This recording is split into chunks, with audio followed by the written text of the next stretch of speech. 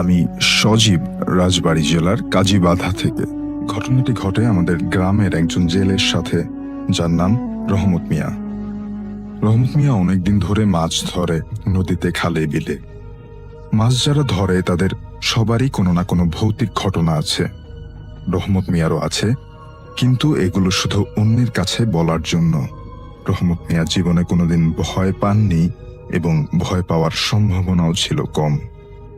এই তো সেবার হিন্দু পাড়ায় শ্মশানের পাশের নদীতে মাছ ধরতে যেয়ে লক্ষিন্দর এতবার টাকার পরেও তার দিকে ফিরে না তাকিয়ে দিব্যি মাছ ধরে বাড়ি ফিরেছেন সে। লক্ষিন্দর রহমান মিয়ার বন্ধু লোক ছিল, যাকে কিনা গত বছর ওই শ্মশানে পোড়ানো হয়েছিল। এমন ছিটেফোঁটা অনেক ঘটনাই রহমত মিয়ার জীবনে ঘটেছে, কিন্তু কোনোদিন ভয় তো দূরে থাক, তার বুকটা পর্যন্ত কাঁপেনি। কটকার খালের কথা অনেক শুনেছে রহমত মিয়া। সেখানে নাকি বড় মাছ পাওয়া যায়, তবে দিনের বেলার চেয়ে নাকি রাতে গেলে নিরিবিলি পরিবেশে ভালো মাছ পাওয়া যায়, অর্থাৎ বেশি মাছ পাওয়া যায়। কিন্তু ওই খালের বেশ দুর্নামও আছে। আজ পর্যন্ত নাকি ওই খালে কেউ রাতে মাছ ধরতে গেলে আর ফিরে আসেনি। কিন্তু রহমত মিয়া এতে কিছুই যায় আসে না, সে এসব তার কাছে শুধুই গল্প। তবু তার বউ যখন শুনল রহমত মিয়া ওই খালে মাছ ধরতে যাবে বলে ঠিক করেছে, সে বাদ সাধল। তাকে যখন কিছুতেই বোঝাতে পারল না রহমত মিয়া, তখন সে বলল, ঠিক আছে, আমি সাথে কাউকে নিয়ে যাব, একা যাব না। কিন্তু এই তল্লাটে এমন কেউ যে নেই যে কটকার খালে তার সাথে মাছ ধরতে যাওয়ার মতো, সেটা রহমত মিয়া একটু পরেই টের পেল। যাকেই সে বলে কটকার খালে মাছ ধরতে যাবার কথা, সেই দৌড়ে পালায়। জিদ চেপে যায় রহমত মিয়ার, সিদ্ধান্ত নেয় সে একাই মাছ ধরতে যাবে রাতে। তো বউকে কিছু না জানিয়ে জাল আর বৈঠা নিয়ে রাত আনুমানিক 10টার দিকে বের হয় ঘর থেকে। ততক্ষণে সারা গ্রাম ঘুমে বিভোর। চারিদিকে কি নিদারুণ নিস্তব্ধতা। তার মাঝে একা একা রহমত মিয়া হেঁটে চলে নদীর দিকে। একটু বুক কাঁপে না তার। নদীর পাড়ে পৌঁছে নিঃশব্দে নৌকায় উঠে বৈঠা বাওয়া শুরু করে সে। গন্তব্য কটকার খাল। সামনে দিয়ে কিছুক্ষণ বেয়ে যাওয়ার পর নদীর ডানে ও বামে দুদিকে দুটো বাঁক নিয়েছে। বামে গেলে কটকার খাল আর ডানে গেলে বউবাজার। বামে এক কটকার খাল ছাড়া আর কিছুই না থাকায় ওইদিকে লোকজনের যাতায়াত ছিল বেশ কম। বাঁকের প্রায় কাছে চলে এসেছে রহমত মিয়া। এমন সময় হঠাৎ দেখলো আতশবাজির মতো বউবাজার থেকে একটা নৌকা সোজা কটকার খালের দিকে যাচ্ছে। সে একটু অবাক হলো, এত রাতে আবার কে ওপাশ থেকে নৌকা করে যায়। জোরে হাঁক ছাড়লেন রহমত মিয়া, ওই মাঝি, কই যাও? ওপাশ থেকে ভাঙা গলায় মাঝির নির্লিপ্ত একটা উত্তর রহমত মিয়ার কানে পৌঁছায়, মাছ ধরাইতে কটকার খালে যাই। উত্তর শুনে মনে মনে খুশি হয় রহমত মিয়া, যাকে একজন সঙ্গী তবু পাওয়া গেল। আবারও হাঁক ছাড়ে রহমত মিয়া, চলো এক লগে যাই। কিন্তু রহমত মিয়ার ডাকে থামে না মাঝি, নিঃশব্দে বৈঠা বেয়ে যায়। কিন্তু বোকা রহমত মিয়া একবারও ভাবে না পানির শব্দ ছাড়া নিঃশব্দে বৈঠা বাওয়া কি সম্ভব। বাঘ ঘুরে কটকার খালে পৌঁছায় রহমত মিয়া। অন্ধকারে মাঝির নৌকা খুঁজতেই চোখে পড়ে নৌকা। মাঝির দিকে তাকালে সে দেখতে পায় শুধু সাদা চাদর, যা দিয়ে এই গরমের মধ্যেও কেন মাঝি মাথা জড়ায় রেখেছে সেটা একদমই বোধগম্য হয় না রহমত মিয়ার। আর কোনো কথা না বলে জাল বের করে খালের মধ্যে ফেলে সে। খালের নিস্তব্ধতার মাঝে শুধু রহমত মিয়ার জাল টানার শব্দ শোনা যায়। ওদিকে মাঝি যে ঠায় বসে আছে রহমত মিয়ার দিকে কটকট চোখে তাকিয়ে, তা খেয়ালই করে না সে। 2 বার জাল উঠানোর পরের বার জাল জোরে টান অনুভব করে রহমত মিয়া। কোনো বড় মাছ ধরা পড়ল ভেবে সে ব্যস্ত হয়ে পড়ে। কিন্তু এমন কি বড় মাছ যে টেনে একদম উঠাতেই পারছে না। মাঝিকে ডাকার জন্য পেছনে তাকাতে গিয়ে দেখে মাঝি ঠিক তার পেছনে দাঁড়িয়ে আছে। একটু খটকা লাগে রহমত মিয়ার। সে তো মাঝিকে ডাক দেয়নি, তাহলে সে কিভাবে বুঝলো যে রহমত মিয়া এখনই তাকে ডাকবে? অনেক প্রশ্ন মাথায় ঘুরল। রহমত মিয়া মাঝিকে কিছুই জিজ্ঞেস করে না, শুধু তাকিয়ে ভালোভাবে দেখার চেষ্টা করে। লোকটা পাগল নাকি? মাথায় চাদর দিয়ে ঢেকে রেখেছে কেন? কিন্তু ব্যাপারটা অস্বাভাবিক মনে হয় না রহমত মিয়ার, যেহেতু সে অনেক সাহসী ছিল এবং বড় মাছ জালে বাঁধার কারণে তার পুরো চিন্তা সেদিকেই ছিল। মাঝিকে সে বলে যে হাত লাগাও মাঝি, মনে হয় বড় মাছ। মাঝি রহমত মিয়ার দিকে না তাকিয়ে এক টানে জাল উঠায় নৌকায়। রহমত মিয়ার চোখ বড় বড় হয়ে যায়, সে পারল না আর এত ভারী জিনিস মাঝি একা কিভাবে তুলল। জাল তুলে দিয়ে মাঝি চুপচাপ বসে পড়ে নৌকার পাটাতনের উপর। রহমত মিয়া এতক্ষণে মাঝির দিকে তাকিয়েছিল, এবার জালের দিকে তাকিয়ে আরেক দফা তার চোখ বড় বড় হয়ে যায়। স্পষ্ট দেখা যাচ্ছে জালে মাছের বদলে সাদা কাপড়ে আগাগোড়া মোড়া লাশের মতো একটা বস্তু। এ কি ঝামেলা! রহমত মিয়া ভাবতে থাকে, কেন কেউ আসে না এখানে? লাশটা খুলে দেখার ইচ্ছা হয় তার, আর কিছু না ভেবেই সে লাশের মাথা আন্দাজ করে কাপড় খোলা শুরু করে। খুলেই আবছা আলোয় একটা মুখ দেখতে পায় সে। পাশে কেউ এসে দাঁড়িয়েছে বুঝে সেদিকে তাকায় রহমত মিয়া। মাঝিকে দেখতে পায়, মুখ থেকে চাদর সরিয়ে ফেলেছে মাঝি। রহমত মিয়ার দিকে তাকিয়ে হাসছে মাঝি। রহমত মিয়া একটু রেগে যায়, মাঝির দিকে থেকে চোখ ফিরিয়ে লাশের দিকে তাকায় সে। কিন্তু এ কি, লাশ চোখ মিলল কিভাবে? দুইটা হলুদ চোখ বড় বড় করে তাকিয়ে আছে রহমত মিয়ার দিকে। ভারী রাগ হয় রহমত মিয়ার, সে সাথে বুকটাও কেন যেন একটু কেঁপে ওঠে। দুইটা হলুদ চোখ বড় বড় করে তার দিকে তাকিয়ে থাকা লাশটার চেহারা হুবহু দেখতে তার পাশে দাঁড়িয়ে থাকা মাঝির মতো। জোরে সোরে শব্দ করে হাসতে থাকে দুইজন একই চেহারার মানুষ, এবং এদের কাছ থেকে পালানোর জোর চেষ্টা করে রহমত মিয়া, কিন্তু কোনো এক অদৃশ্য শক্তি তার শরীর বেঁধে রেখেছে। জ্ঞান হারায় রহমত মিয়া। সে যখন গ্রামে ফিরে খালে ভেসে, তখন তার একটা চোখ ছিল না। এরপর আর কোনোদিন সে মাছ ধরতেও যায়নি। ভাই আমি সরাসরি ঘটনায় চলে যাচ্ছি। তো ভাইয়া ঘটনাটা ছিল একটা কুজো বুড়ির ঘটনা। আর এই ঘটনাটা ঘটেছিল আমার চাচাতো দাদার সঙ্গে, অর্থাৎ আমার দাদার চাচাতো ভাইয়ের সঙ্গে। তো ভাইয়া ঘটনাটা ঘটেছিল 1984-85 এর দিকে। তো আমার ওই দাদার একজন মা ছিল, অর্থাৎ আমার দাদি। তিনি ছিল কুজো বুড়ি, বুঝছেন?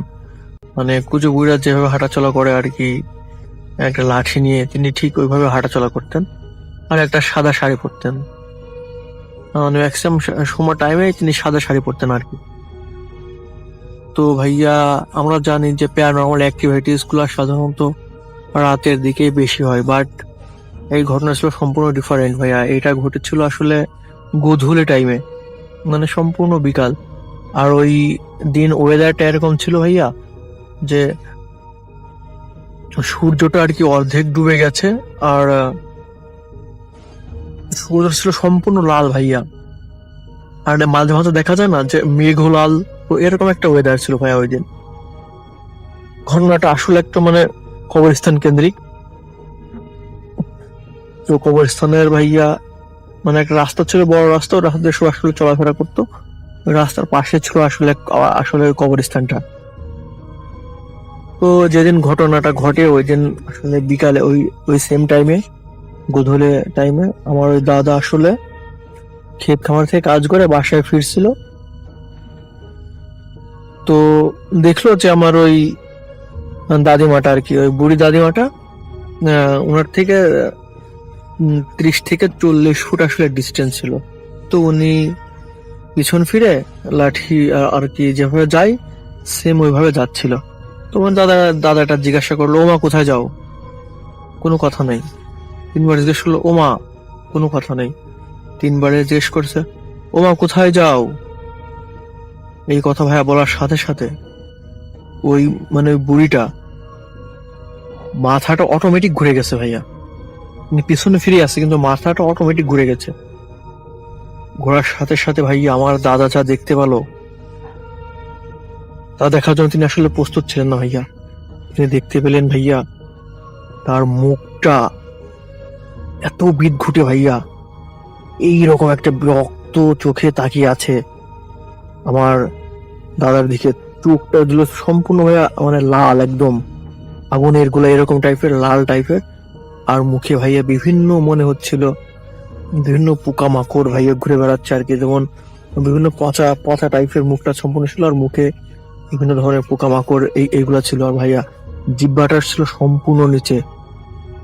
তো সেম ওই পিছনে ফিরেই ওই বুড়িটা আসলে বলে, আজকে মা কইলি বলে বেঁচে গেলি।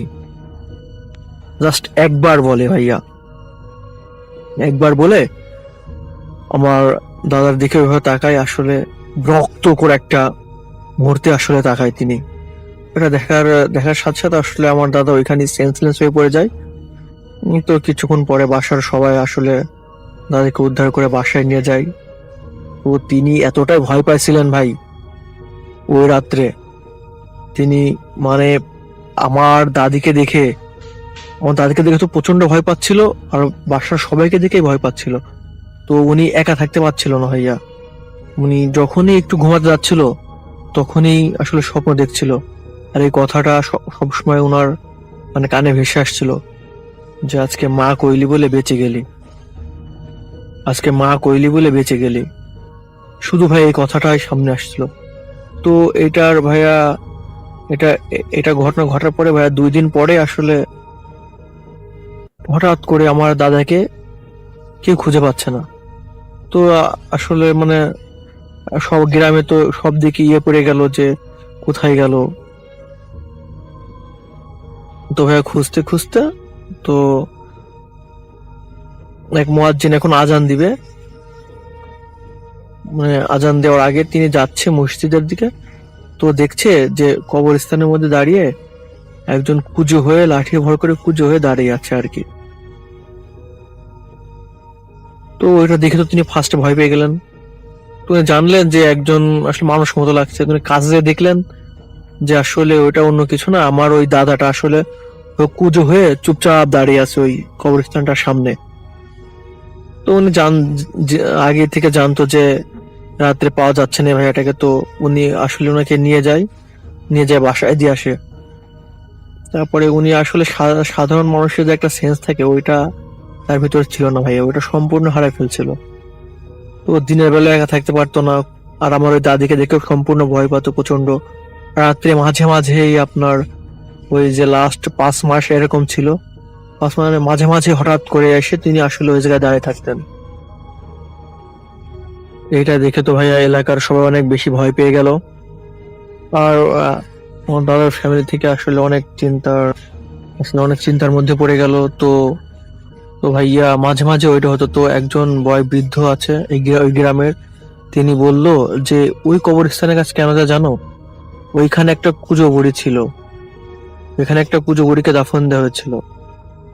তো ওই কুঁজো বুড়ি নাকি বিভিন্ন রকম কুফরি কালাম ব্যবহার করতো, কুফরি কালাম করে মানুষের বিভিন্ন ধরনের ক্ষতিমতি করতো ভাইয়া।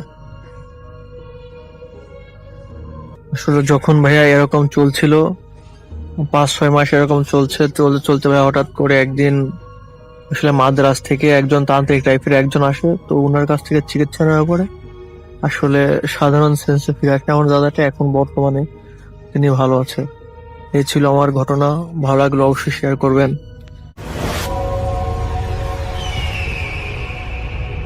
তার নাম আশরাফুল ইসলাম, সেটা ছদ্মনাম, এবং তিনি বেসরকারি একটা কোম্পানিতে চাকরি করে। এবং তিনি যে ঘটনাটা শেয়ার করেছে আমাদের কাছে সেটা 2009 সালের। তো চাকরিটা পাওয়ার পর এক প্রকার হুট করে তার বিয়ে হয়ে যায়। তো যা ছিল কোরবানি ঈদের মাসখানেক আগে। তো দেখতে দেখতে ঈদের দিন ঘনিয়ে আসে। তো তার অফিসে ঈদের ছুটি শুরু হয়ে গেছিল ঈদের 2 দিন আগে থেকেই। তাই সেবার আর গ্রামের বাড়িতে ঈদ করা হয় নাই। তো তারা ভাবলো যে এবার ঈদটা না হয় ঢাকাতেই করবে। তো ঈদের দিন বিকেলে নতুন বউকে নিয়ে ঘুরতে বেরিয়েছিল। তো খালি ঢাকাতে ঘুরতে তাদের ভালো লাগছিল। একটা পর্যায়ে ঘোরাফেরা শেষ করে যখন সন্ধ্যা 7টা বাজে তখন তারা বাসার দিকে ঢোকে। এবং তিনি আমাকে বলেছেন তাদের ফ্ল্যাটের কিছুটা সামনে ছিল একটা পীরের মাজার। মাজারের কাছাকাছি আসার সময় মানে রাস্তার মোড়ে তিনি দেখলো একটা লোক দাঁড়িয়ে আছে। তিনি দেখলো কেন জানি দূর থেকে তাকে পরিচিত লাগতে লাগলো। তো রিক্সা থেকে নেমে কাছাকাছি যেই তিনি বুঝতে পারেন তিনি ছিলেন তাদের গ্রামের খলিল চাচা। কিন্তু আজকের দিনে তিনি এখানে কেন তিনি ভেবে গেলেন আর কি, আসলে কাহিনী কি, ঈদের সময় উনি তো গ্রামের মানুষ। তো উনি বললেন, কাহিনী কি চাচা এখানে হঠাৎ করে? তো উনি বলে যে ডাক্তার দেখাতে এসেছিল, কিন্তু ফেরার টিকিট আর পায় নাই, সেজন্য ঢাকাতেই থেকে গেছে। তো কোনোভাবে কোনোভাবে তার বাসার ঠিকানা তিনি জোগাড় করেছেন, তাই তিনি এখানে এসেছেন। তো তাকে পেয়ে মোটামুটি ভাইও খুশি। তো রিক্সার ভাড়া মিটিয়ে একসাথে হেঁটে হেঁটেই তারা রওনা হয় বাসার দিকে। তো পুরো বাড়িটাই ছিল তারা কজন মাত্র, কারণ ওই গ্রামের বাড়িতে সবাই চলে গেছে ঈদ উপলক্ষে। তো রাতের খাওয়া দাওয়া শেষ করে তারা সবাই তারা ছাদে যায়। তো যেহেতু ছাদে, আর ওনার যে চাচা এসছে তিনি খুব বেশ বন্ধু সুলভ ছিল। তো তার বউ তার কাছে গল্প শোনার বায়না ধরে, কারণ চাচাও অমত করে না। মানে ওই ভাই কথাবার্তার সময়, পরিচয় করা দেওয়ার সময় বলেছিল যে এই চাচা কিন্তু অনেক মজার মজার গল্প জানে। তো চা রেডি করে ছাদের মধ্যে যায় সবাই মিলে। তো চায়ের কাপে চুমুক দিতে দিতে জমে ওঠে গল্প। তো গল্পটা এমন ছিল যে তার চাচা তখন সবেমাত্র চাকরি সূত্রে ঢাকা এসেছে। তো একটা মেসে কোনো রকমে থাকতো, আর যখনই ছুটি পেত তখনই গ্রামের বাড়ি যেত। বাড়ির জন্য সবসময় তার মন খারাপ থাকতো। তো সেবার কোনো কারণে 4 দিনের ছুটি পেয়ে তিনি চলে যান গ্রামের বাড়িতে। তো গ্রামে পৌঁছাবার পর পথের মধ্যে তার সাথে দেখা হয় আরেক চাচার। ওই কথায় কথায় জানতে পারে ওই চাচার মেয়ের বিয়ের কথাবার্তা চলছিল। তো ছেলেপক্ষ গত সপ্তাহে মেয়েকে দেখে গেছে, কিন্তু বিপত্তিটা বাধে তারপরই। গভীর রাতে তার মেয়ে ঘর থেকে পালিয়ে যায়। তো ফজরের আজানের পর গ্রামের শ্মশানের ঝোপঝাড়ের পাশে অচেতন অবস্থায় মেয়েটাকে পাওয়া যায়। এবং প্রায় সময় এরকম ঘটনা ঘটে। পাহারা বসেও কখনো লাভ হয় নাই। এটা কিন্তু চাচার ঘটনা, চাচা বলছেন। বরং যারা পাহারায় থাকে তাদের অনেকেই নাকি অনেক উল্টাপাল্টা জিনিস দেখেছেন, তাই আর কেউ পাহারা থাকতেও রাজি হয় না। তো খলিল চাচা ওই লোককে আশ্বাস দেন যে আজ রাতে তিনি তার মেয়ের ঘর পাহারা দেবেন। তো যেই কথা সেই কাজ। এশার নামাজ পড়ে তিনি ওই বাড়ির কাছে চলে যান এবং তিনি দেখেন যে ওই বাড়িতে সবাই ভেতরে। তো ওই মেয়েটা তখন ঘুমাচ্ছিল এবং মেয়েটার হাতে অনেক তাবিজ কবজ ছিল। তো 10টা থেকে তিনি মেয়েটার ঘরের সামনেই, মেয়েটার বাড়ির সামনে আর কি পাহারা দিতে থাকেন। তার কাছে ছিল একটা বড় টর্চ লাইট, এক ফ্লাস্ক চা আর একটা লাঠি। তো উনি পুরা রাত জেগে পাহারা দেন, কিন্তু আশ্চর্যজনকভাবে সেই রাতে কিছুই ঘটে না। কিন্তু চাচার অনুরোধে পরদিন রাতে তিনি আবারও যান পাহারা দিতে, মানে যে খলিল চাচা তিনি আবারও পাহারা দিতে যান। কিন্তু সেদিন কেন জানি তার বেশ ঘুম আসছিল, যদিও তিনি ঘুমান না এবং সবকিছু স্বাভাবিক ছিল। রাত 3টা নাগাদ দরজার কড়া নাড়ার শব্দ শুনতে পায় চাচা। প্রথমে তিনি ভুল বুঝেন নাকি আসলে কাহিনী কি, তাই তিনি আর পাত্তা দেন না। পরে আরো 3-4 বার সেই ধূপ ধূপ শব্দ শুনে তিনি খানিকটা সজাগ হয়। তো কাচারি ঘর থেকে ওই মেয়ের ঘরটা ছিল প্রায় 20 মিটার দূরে। কাচারি ঘর মানে যেখানে বৈঠকখানা টাইপের আর কি। তো চাচা দেখলো যে মেয়েটা ঘর থেকে বের হচ্ছে, বেরিয়ে হাওয়ায় ভাসতে ভাসতে বাড়ির বাইরে চলে যায়। চাচা চুপে চুপে তার পেছনে যেতে থাকে, যে মেয়েটা আসলে দেখার জন্য যে মেয়েটা আসলে কোথায় যায়। দেখলো মেয়েটা নদীর পাড়ে বেয়ে শ্মশান ঘাটের দিকে যেতে থাকলো। শ্মশানের সামনের দিকে যেতেই হুদা হয়ে গেল মেয়েটা। চাচা দৌড়ে শ্মশানের কাছে গেলেন, দেখলেন মেয়েটাকে কোথাও পেলেন না। এমন সময় তিনি বুঝতে পারলেন তার পেছনে কেউ দাঁড়িয়ে আছে। পেছনে ফিরিয়ে দেখলেন সেই মেয়ে দাঁড়িয়ে, তার গলায় তার গায়ে কালো রঙের অনেক উল্কির মতো দেখা যাচ্ছে, আর চোখ রক্তের মতো লাল। তিনি দেখেন আর বেশ কয়েকটা অবয়ব তাকে ঘিরে রেখেছে। তখনও তিনি ওখান থেকে দৌড়ে পালানোর চেষ্টা করেন, কিন্তু তাদের একজন তার হাত ধরে ফেলে। তো চাচা তখন প্রাণপণ চেষ্টা করে ছাড়া পান না। এমন সময় তিনি টের পান যে অনেক ইঞ্জেকশনের মতো তার শরীরে কি জানি ঢুকে গেল। তিনি প্রচন্ড যন্ত্রণায় ছটফট করতে লাগলেন। এমন সময় একটা ফেঁসে গলায় কেউ বলে ওঠে, নীল চাঁদের বলি প্রস্তুত। তো চাচা তাকিয়ে দেখে সারা আকাশ নাকি কালো মেঘে ছেয়ে গেছে, আর চাঁদটা যে ছিল চাঁদটা নীল আকার ধারণ করেছে, আর চাঁদটা কেমন জানি বিশাল আকার নিয়েছে। তারপর তার ঘাড়ের কাছে প্রচন্ড ব্যথা অনুভব হয় এবং তিনি জ্ঞান হারিয়ে ফেলে। তো চাচা সকালে নিজেকে তার নিজের বাড়িতে আবিষ্কার করে। তার প্রচন্ড শরীরে জ্বর ছিল, মাথায় পানি ঢালছিল সবাই মিলে। পরে জানতে পারে তাকে নদীর পাড়ে অচেতন অবস্থায় পাওয়া যায়। তার সারা গায়ে ক্ষতের আঁচড়ের দাগগুলো স্পষ্ট বোঝা যাচ্ছিল। তিনি এক হুজুরে শরণাপন্ন হয় এবং আস্তে আস্তে ধীরে ধীরে তিনি সুস্থ হয়ে ওঠে। আর ওই মেয়েটাকে আর কোনোদিনও ওখানে পাওয়া যায় নাই। চাচা তার গল্প এখানেই শেষ করে ফেলে।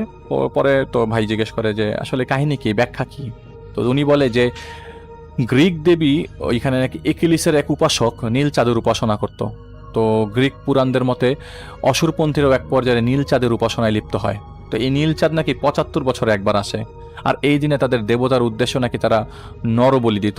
আর তাদের এই ধারণা থেকেই অমরত্ব লাভ করে এবং সভ্যতার শুরুতে এই ধর্মাবলম্বীর আচার পালনে অন্যান্য ধর্মের লোকেরা বাধা দেয়। তো অনেকে নীলচাঁদের উপাসনায় মৃত্যুদণ্ড দেওয়া হয়, যেমন এটা খুব গুটি কয়েক জায়গার ঘটনা আর কি। তবু ধারণা হয় যে বর্তমান সময়ে অনেকে এই রীতি পালনে অভ্যস্ত বা অনেকে গোপনভাবে এই রীতি পালন করে। তো তার বউ এসব শোনার পর ভয় পেয়ে যায়। তো ছাদ থেকে, মানে ওই ভাইয়ের বউ ছাদ থেকে তিনি নেমে যাওয়ার জন্য প্রস্তুতি নেয় এবং ভাইকেও বলছিল যে চলো আমরা নিচে নেমে যাই। তো ওই চাচাকেও নিয়ে আসে। তো চাচা বলে তোমরা যাও, আমি আসছি। তো তার ভাই তার বউ সহ রুমে চলে যায়। তো ভাই মানে ভাইয়ের আবার খুব স্মোক করার অভ্যাস ছিল, যে ভাইটা আমাদেরকে ঘটনা শেয়ার করেছেন, আশরাফুল ভাই। তো তার এইসব মানে সিগারেটের প্যাকেট এনে তিনি আবারও ছাদে যায়। আর চাচা তখনও ওইখানে ছাদে ছিল, আর ছাদটা ছিল 6 তলায়, আর ছাদের দরজা ছিল খোলা। তিনি দরজার সামনে যেতে দেখলে যে তার মানে সারা শরীর কেঁপে কেঁপে উঠছে আর কি ভাইয়ের। তিনি দেখেন যে চাচা 2 ফুট শূন্যে উপরে উঠে গেছে, তার চোখ দুটো জ্বল করছিল, আর সারা শরীরে অসংখ্য উল্কির মতো দাগ। তার দৃষ্টি ছিল উপরের দিকে, আর তিনি একটা বিদঘুটে স্বরে বলতে থাকলো, সেই নীলচাঁদ, আজকেই আমার প্রথম বলি দেব নীলচাঁদের উদ্দেশ্যে। এরপর বিড়বিড় করে কিছু বলতে লাগলো, কিন্তু ভাই কিছু বুঝতে পারলো না। তিনি তারপর মানে হঠাৎ করে তার নিজের জ্ঞান ফিরল, মানে তিনি ধাতস্থ করলেন। তিনি দ্রুত রুমে যে তার বউকে বললেন। সে বলল যে তার বউ বললো যে আমি যখন ওই চাচার গল্প চোখগুলা লাল লাল করে আমি ভয় পেয়ে গেছি ভাই। আমি গল্প তো শুনছিলাম, কিন্তু তার চোখ দেখে বেশি ভয় পেয়েছি। তাই আমি আর এক মুহূর্ত দেরি করি না, আমি নিচে নেমে যাই। তো তারা ভয় পেয়ে কি করে, ওই চাচার এই অবস্থা দেখে তারা সাথে সাথে ওই গ্রামের বাড়িতে যাবে। আগের থেকেই ব্যাগ গোছানো ছিল, তারা ব্যাগ মানে ওই কাপড়টা নিয়ে তারা দ্রুতই তাদের শরীরটা বন্ধ করে বাসার থেকে বেরিয়ে পড়ে। তো সেই রাতে তারা এক বন্ধুর বাসায় যেয়ে ওঠে এবং দারোয়ানকে বলে দিয়ে এসেছিল যে সকালের আগে যেন বাসার তালা না খোলা হয়, এবং তারা পরদিন বিকেলে গ্রামের বাড়ি চলে যায়। তো গ্রামের বাড়িতে 10 দিন থাকার পর তারা ঢাকায় ফিরে আসে, কিন্তু ওই বাড়িতে আর মানে ঢাকার ওই বাড়িতে তারা যায় নাই। তো নতুন বাসা ম্যানেজ না হওয়া পর্যন্ত তার বউসহ তারা এক আত্মীয়ের বাড়িতে কিছু সপ্তাহ 2-1 ছিল। এবং তার গ্রামের বাড়িতে যখন তারা গিয়েছিল, টুইস্টটা এখানে, এই মাঝখানে যখন তারা পালিয়ে গ্রামের বাড়ি চলে গিয়েছিল লাস্ট মোমেন্টে, তখন তারা বলেছিল, মানে তার মাকে জিজ্ঞেস করেছিল যে তার ঈদের ছুটিতে যখন বাসা থেকে বাসায় ব্যাক করে ঈদের দিন, তারা ওই খলিল চাচাকে দেখে বা তার বাসার নিচে। তখন এই ঘটনা ঘটে। তখন তার মা খুব আতকে ওঠে, বলে কি বলস তুই কি পাগল হয়ে গেছিস নাকি? তোর খলিল চাচা তো গত বছর মারা গেছে। উনি খুব খুব বাজে কালু জাদু করতেন, শেষ বেলা জিনের হাতেই মারা গেছে। তারপর এক হুজুরের শরণাপন্ন হয় এই ভাই। উনি খুব অবাক হয়ে যায় এবং ওই দিন তার মাথার কাজ করতে থাকে না। তিনি পরে এক হুজুরের কাছে যান। হুজুর বলে যে ব্যাপারটা একটা খারাপ জিন দ্বারা ঘটিত। তো তার বউকে আর তিনি বউকে কিছু আমল দেন, তাকে আর কিন্তু বউকে কিছু আমল দেয়। এরপর থেকে ওই বাসাতে তো তারা ব্যাক করে নাই, পরে মালসাফানা নিয়ে অন্য জায়গায় তাদের মালপত্র নিয়ে অন্য জায়গায় তারা শিফট করে এবং ভালো আছে। এরপর থেকে এরকম কোনো ঘটনা তাদের সাথে ঘটে নাই, কিন্তু এরকম বদজিন তাদের অ্যাটাক করে বসবে এটা তারা আগে কখনো চিন্তা করে নাই। প্রিয় লিসেনার্স, এই মুহূর্তে যে স্টোরিটি আমি আপনাদের সাথে শেয়ার করতে যাচ্ছি, এই স্টোরিটি আমাদের একজন লিসেনার্স পাঠিয়েছেন। তার নাম হচ্ছে সম্রাট জাহাঙ্গীর। ওনার বাড়ি চাঁদপুর জেলায়। উনি চমৎকার একটি ঘটনা পাঠিয়েছেন, যেটি একটি দিঘি কেন্দ্রিক ঘটনা। ঘটনাটির স্থান চাঁদপুর জেলার বিষ্ণুপুর ইউনিয়নের ধনপদ্ধি গ্রাম। আর এই ঘটনাটি তিনি শুনেছেন তার নানার মুখ থেকে। আর এই ঘটনাটি যখন ঘটেছিল তার নানার দাদার সময় যখন ছিল, এটা বহু আগের ঘটনা। এটা উনি যে সময়টি উল্লেখ করেছেন সেই অনুযায়ী এই সময়টি প্রায় 1850 সাল বা এই সময়কালের একটা ঘটনা আর কি, মানে অনেক আগের ঘটনা। আর বর্তমানে ওনার নানাদের যে বাড়িটি ছিল বা এখন যে বাড়িটি আছে, ওইটা ওই সময়ে একটি হিন্দু বাড়ি ছিল, বা ওই সময় হিন্দু পরিবাররা বসবাস করত। আর ওনার নানার বাড়ির নাম প্রধানিয়া বাড়ি, কিন্তু নাম প্রধানিয়া বাড়ি হলেও সবাই এক নামে চেনে রামরা বাড়ি হিসাবে। আর রামরা বাড়ি মূলত দিঘির 3 পারে অবস্থিত, মানে দিঘির উত্তর, পশ্চিম এবং পূর্ব, এই 3 দিকে এই রামরা বাড়ি অবস্থিত। আর দক্ষিণ যে পাটটা রয়েছে দিঘির পারে, এখানে একটি পাকা সড়ক রয়েছে, যেখান দিয়ে মানুষ শহরে আসা যাওয়া করে। এই দিঘি কেন্দ্রিক তাদের বাড়ির নাম রাখা হয়েছে, তাই চাঁদপুরের অনেক মানুষই রামরা দিঘি এক নামে চেনে। অদ্ভুত বিষয় হচ্ছে যে বেশ কিছু মানুষ এই দিঘিতে বিভিন্ন মানত করে, দুধ কলা দিয়ে গোসল করে বা বিভিন্ন ভোগ দিয়ে থাকে আর কি। এটা তাদের একটা বিশ্বাস যে এইখানে এগুলো করলে তাদের মনের আশা পূরণ হয় বা বিপদ আপদ দূর হয়। এটা জাস্ট তাদের একটা বিশ্বাস আর কি। তো এই বিশ্বাসের পেছনে বেশ কিছু ঘটনা রয়েছে। উনি সেই ঘটনাটি আমাদের সাথে শেয়ার করেছেন। ঘটনাটির সময়কাল আগেই বলেছি যে আনুমানিক প্রায় 1850 বা 40 বা এইরকমের একটা সময়।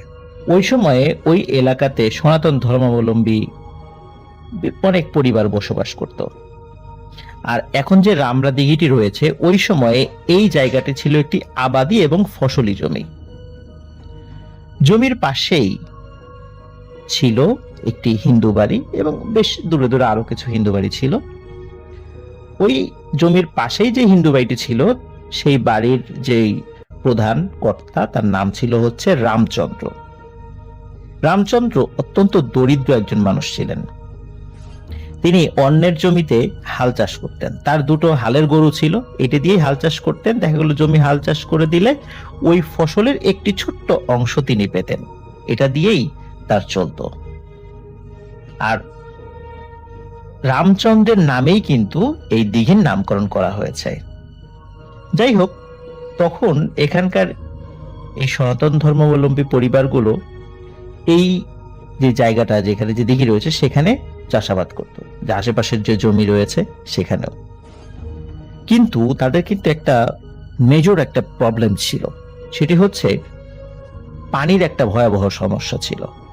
কারণ তাদের এই মানে যেই গ্রামটি বা ছোট্ট যে একটা কলোনির মতো তারা সৃষ্টি করেছিল কিছু পরিবার মিলে, তাদের আশেপাশে বিশুদ্ধ পানি বা গোসল করার মতো পানির কোনো ব্যবস্থা ছিল না, অনেক দূরে যেতে হতো।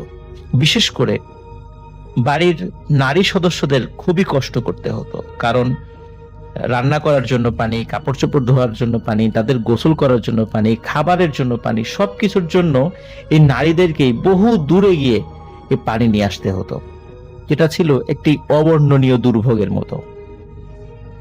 এই কারণে তখন ওখানকার যারা মানুষ ছিল, তখন তারা চিন্তা করলো যে আমরা একটি পুকুর খনন করি।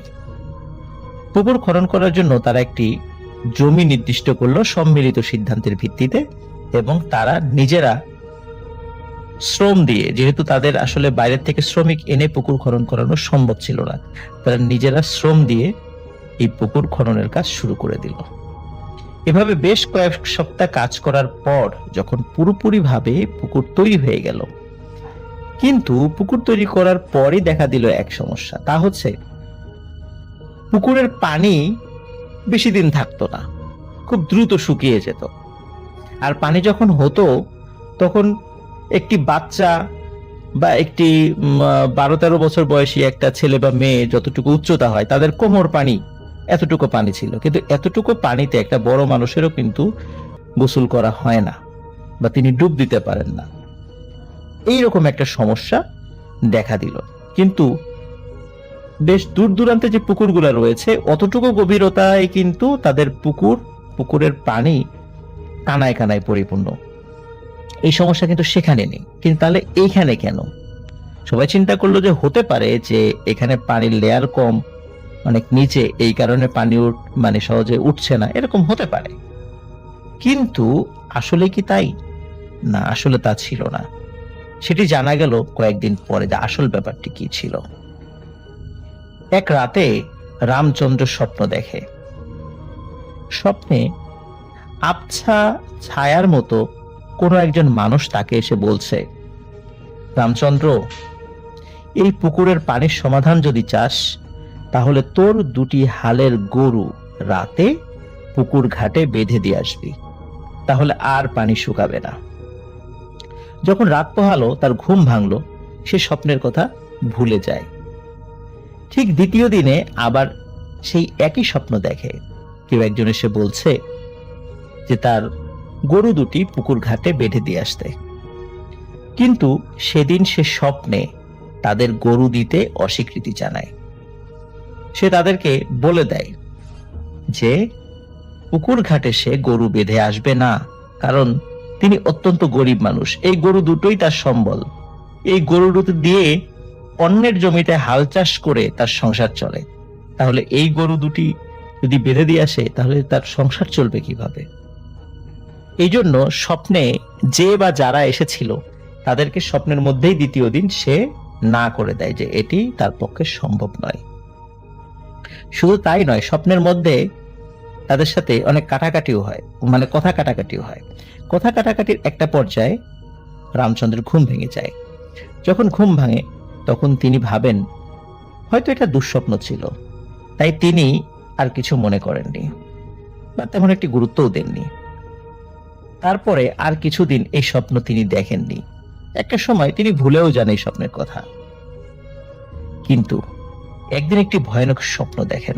তা হলো কয়েকজন বিশাল দেহী মানুষের অবয়ব তাকে রাগান্বিত স্বরে বলছে, তোকে অনেকবার বলেছিলাম তোর গরু দুটি দিতে, কিন্তু তুই দিলি না। এবার তোর অনেক বড় ক্ষতি হবে, তবে তোর এই ক্ষতির মাধ্যমে মানুষের উপকার হবে।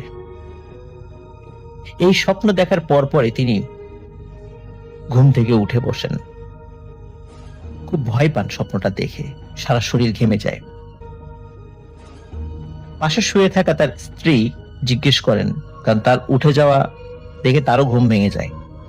তখন তার স্ত্রী তাকে জিজ্ঞেস করেন যে কি হয়েছে। তখন পুরো ঘটনা তার স্ত্রীকে তিনি খুলে বলেন, যে শুরুতেও যে স্বপ্নগুলো দেখেছেন সেটাও তার মনে পড়ে, যে হ্যাঁ শুরুতেও তো একবার বলেছিল, এবং আজকে রাত্রে যে ঘটনাটা ঘটেছে এই স্বপ্নের মধ্যে সেটিও তিনি বলেন। তখন তার স্ত্রী বলেন যে ও কিছু নয়, তুমি হয়তো দুঃস্বপ্ন দেখেছো, শুয়ে পড়ো। স্ত্রীর সান্ত্বনায় তিনি শুয়ে পড়েন। ঠিক এভাবেই কয়েকটি দিন কেটে যায়। আবারও এই স্বপ্নের কথা তিনি প্রায় ভুলতে বসেছেন, কিন্তু এর মধ্যেই ঘটে যায় এক মর্মান্তিক ঘটনা। তা হলো রামচন্দ্রের একটি কন্যা সন্তান ছিল। তার বয়স আনুমানিক 13 থেকে 14 বছর হবে। তার নাম কি ছিল তা জাহাঙ্গীর ভাইয়ের নানা উনি বলতে পারেননি, যে ওই মেয়েটির নাম কি ছিল, এক্সাক্ট যে নামটা এটি আসলে জানা যায়নি। তো ওই মেয়েটি অন্যান্য ছেলে মেয়েদের সাথে দুপুরবেলা পুকুরে গোসল করতে নামতো। শুরুতেই বলেছি পুকুরে কিন্তু আসলে মানুষ ডুবে যাওয়ার মতো পানি ছিল না। একটি 12-13 বছর বয়সী একটা ছেলে বা মেয়ের কোমর সমান পানি ছিল, সুতরাং সেখানে ডুবে যাওয়ার তো কোনো প্রশ্নই আসে না। ওরা ওই কোমর পানিতেই ডুব দিত, ডুব দিয়ে গোসল করত, এবং অন্যান্য মানুষ একই কাজ করত। কেউ কেউ ওই মগে করে বা অন্য কোনো পাত্রে পানি নিয়ে গোসল করত, যেহেতু ওই নিচে নামলে পানি ঘোলা হয়ে যায়, এই কারণে অনেকে এই কাজটি করত, কারণ পুকুরে তো পানি নাই, কি করবে। যাই হোক, সবার সাথে যখন পুকুরের পানিতে রামচন্দ্রের মেয়ে নামে এবং পানিতে নেমে অন্য বাচ্চাদের সাথে খেলাধুলা করছিল, এর মধ্যে রামচন্দ্রের মেয়ে নাকি ডুব দেয় পানিতে। বেশ কয়েকটা বাচ্চা সেই ডুব দেওয়া দেখেছে, কিন্তু কয়েক মিনিট হয়ে যায়, রামচন্দ্রের মেয়ে আর ডুব দেওয়ার পরে ওঠে না পানির উপরে। এদিকে বাচ্চা কাচ্চারা বলে যে কি ব্যাপার, ও কোথায় গেল, এত অল্প পানিতে ও কোথায় গেল। তখন এই বাচ্চারাই তাকে খোঁজাখুঁজি শুরু করে, কিন্তু রামচন্দ্রের মেয়েকে কোথাও খুঁজে পাওয়া যায় না। ছেলে মেয়েরা চিৎকার চেঁচামেচি শুরু করে যে এই মেয়েকে পাওয়া যাচ্ছে না। তখন বাচ্চাদের চিৎকার চেঁচামেচি শুনে বাড়ির অন্য বড় সদস্যরা চলে আসে। তারা এসে অনেক খোঁজাখুঁজি করে, কিন্তু রামচন্দ্রের মেয়েকে আর খুঁজে পাওয়া যায় না। কিন্তু এখানে একটা বাচ্চা হারিয়ে যাবে, এটা কি আদৌ পসিবল? আদৌ পসিবল নয়। আমাদের স্বাভাবিক চিন্তা বা বিজ্ঞান বলে যে এটা সম্ভব নয়, কারণ যেখানে পুকুরের পানি অল্প সেখানে একটি মেয়ে কিভাবে হারিয়ে যাবে। পুকুরের পানিতে অনেক গভীর হলে সেটা একটা কথা ছিল, কিন্তু অদ্ভুত ব্যাপার, রামচন্দ্রের মেয়েকে আর কোথাও খুঁজে পাওয়া যায় না। যাই হোক, রামচন্দ্র ও তার স্ত্রী আত্মীয় স্বজন অনেক কান্নাকাটি করে, ওই রাত্রে রামচন্দ্র যখন ঘুমিয়েছিল তখন সে আরেকটি স্বপ্ন দেখে। সেটি হচ্ছে সেই বিশালদেহী অবয়বগুলো তার স্বপ্নে আবার আসে, এসে বলছে, তোকে বলেছিলাম তোর গরুগুলো দিতে, কিন্তু তুই আমাদের কথা শুনলি না, তাই তোর মেয়েকে নিয়ে গেলাম। এরপর তার ঘুম ভেঙে যায়, আবার কান্নায় ভেঙে পড়ে সে। সবচেয়ে আশ্চর্যের একটি বিষয় হলো, পরদিন সকালে যে ঘটনাটি ঘটে, এই ঘটনাটি দেখার জন্য কেউই প্রস্তুত ছিল না। ভোরের আলো ফুটতেই মানুষ যখন খেতে যাচ্ছিল, তাদের বলদ হাল নিয়ে চাষাবাদ করার জন্য, তখন দেখে, আরে এ কি সেই পুকুর যেই পুকুরটা আমরা খনন করেছিলাম? এটা তো এমন ছিল না। সবাই দেখে ওই পুকুরটি বিশাল আকৃতির একটি দিঘি হয়ে গেছে, মানে ওই জায়গায় সেই পুকুরটি আর নেই, এটি বিশাল আকৃতির একটা দিঘির আকার ধারণ করেছে। এবং এই পুকুরটি দিঘি হয়ে যাওয়ার কারণে আরো তো মাটি খনন করতে হয়েছে, সেই মাটিগুলো খুব সুন্দর করে পুকুরের পাড় বাধাই করা হয়েছে, মানে উঁচু করে বাঁধ দেওয়ার মতো বাধাই করা হয়েছে। সকলে আশ্চর্য হয়ে যায়, কি ব্যাপার, এমনটি কেন হলো? আর ওই দিঘি পানিতে কানায় কানায় ভর্তি। এলাকার বড় বড় হুজুর, যা আলেম ছিলেন বা পুরোহিত যারা ছিলেন তাদের ধর্মের, সকলে একই কথা বলে যে এটি কোনো মানুষের কাজ নয়, এটি জিনেদের কাজ। জিনেরাই এখানে এটি খনন করেছে। যাই হোক, এভাবে কেটে যায় কয়েক মাস, কয়েক বছর। আস্তে আস্তে মানুষ ভুলে যায় রামচন্দ্রের সেই মেয়ের কথা।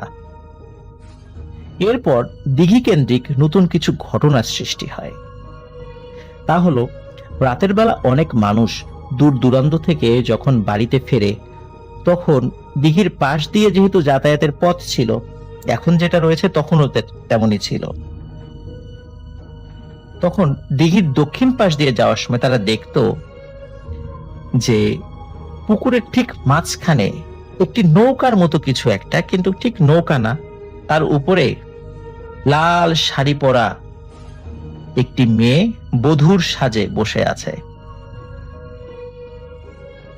সবাই দেখত এটি রামচন্দ্রের সেই মেয়েটি, যে মেয়েটি পানিতে ডুবে গিয়েছিল। এটি দেখে সবাই ভয় পেত, দৌড় দিয়ে সবাই এই পথটি অতিক্রম করার চেষ্টা করত। অনেক মানুষ ভয় পেত, কিন্তু কোনো মানুষের কখনো কিন্তু কোনো ক্ষতি হয়নি। তারপর থেকে সেই হিন্দু বাড়িতে যখন কোনো বিয়ের বা বড় অনুষ্ঠান হতো, তখন দিঘির ঘাটলায় উঠে আসতো স্বর্ণের থালা, প্লেট, বড় বড় হাঁড়ি পাতিল বা বিভিন্ন আসবাবপত্র, যাতে করে বিভিন্ন প্রোগ্রাম বা অনুষ্ঠানগুলো সম্পন্ন করা যায়। ওই দিঘিতে খুবই একটি ভয়ানক ঘটনা, যেই ঘটনা আজ পর্যন্ত মানুষের মুখে মুখে রয়েছে। রামচন্দ্রের মেয়ের ঘটনা তো রয়েছেই, কিন্তু আরো একটি ঘটনা যেটি খুবই দুঃখজনক এবং সকলের সামনে দিনের বেলাতে ঘটেছিল, এবং যার সাথে ঘটেছিল তার নাম হচ্ছে হিরণ। হিরণ সে মাছ ধরার কাজ করত, সে হিরণ জেলে হিসাবে পরিচিত ছিল। ওই ঘটনারও বহুদিন পরে যখন মানুষজন ওই দিঘিতে মাছ চাষ করত বা মাছ ছাড়ত, আমি আগেই বলেছি ওই দিঘিতে মানুষের কোনো ক্ষতি হতো না, মানুষ হয়তো বা দেখতো কিছু, কিন্তু তেমন কোনো ক্ষতিকারক হতো না, যার কারণে জেলেরা ওই দিঘিতে মাছ ছাড়ত। যখন মাছ মানে বড় হতো, তখন সেই মাছ পুকুর থেকে তুলে বাজারে বিক্রি। তো এমন একটি ঘটনা, যখন ওই মাছ তোলার সময় হয়ে যায়, তখন বেশ কিছু জেলে যে চতুর্দিকে জাল দিয়ে যায় মাছ তুলে আনা হয়, ঠিক তেমন জাল পুকুরে ফেলা হয়। জালগুলো ঠিকঠাক মতো ছড়িয়ে দেওয়ার জন্য মাঝখানে একটি নৌকা ছিল, ওই নৌকাতে দুইজন মানুষ ছিল, তার মধ্যে একজন ছিল সেই হিরণ জেলে।